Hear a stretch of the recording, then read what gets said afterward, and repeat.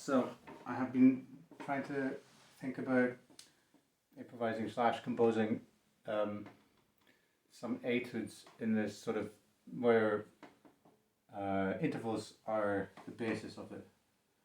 So obviously there's fairly famous examples of that. You know, obviously the Chopin or that one. But there's also the ones of Debussy, which are like fifths, fourths. But things like sevenths and ninths are quite strange to try to work with, because obviously, particularly sevenths, you can just about play them legato, which you can't do with an octave. Also, the weird characteristic that if you play them in certain directions, it almost sounds like you're playing an octave. If I go like, it's essentially going down in sevenths, but it ends up sounding like something else. You do it in tones. Also, the fact is, if you retain one interval,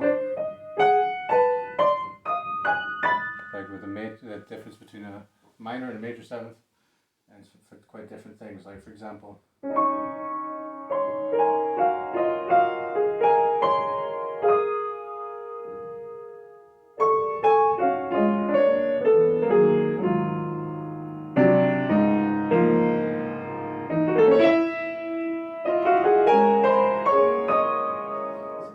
it's quite easy to tip it into doing octaves because your hand's always doing octaves.